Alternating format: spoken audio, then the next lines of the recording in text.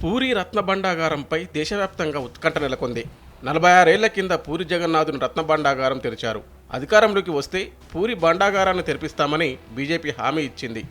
అందుకోసం జస్టిస్ విశ్వనాథ్ నేతృత్వంలో కమిటీని కూడా నియమించింది. 12వ శతాబ్దంలో పూరి జగన్నాథునికి అనేక వజ్ర రత్నాభరణాలను సమర్పించారు. ఒడిశాను పాలించిన అనేక మంది రాజులతో పాటు నేపాల్ పాలకులు సైతం ఇక్కడి స్వామికి అత్యంత విలువైన వజ్ర వైఢూర్యాలను కానుకగా ఇచ్చారు.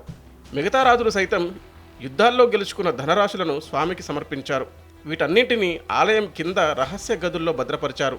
వీటికి విషసర్పాలు కాపలాగా ఉంటాయని నాగబంధనం వేశారన్న ప్రచారం ఉంది. అనంత పద్మనాభ స్వామి నేలమాలిగల్లో ఉన్నదానికంటే ఎక్కువ నిధి ఇక్కడ ఉందనేది అంచనా.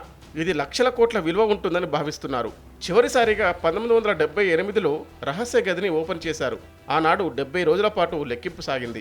పూరి జగన్నాథుని ఆలయం కింద 2 భాగాలుగా ఈ రత్న భాండాగారం ఉంది. కింది భాగంలోనే ఈ రహస్య గది ఉంది.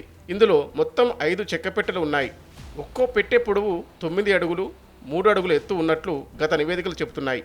ఈ పెట్టెల్లో అత్యంత విలువైన వజ్ర వైడూర్యాలు, స్వర్ణాభరణాలు, వెండి వస్తువులు ఉన్నాయని చెబుతారు.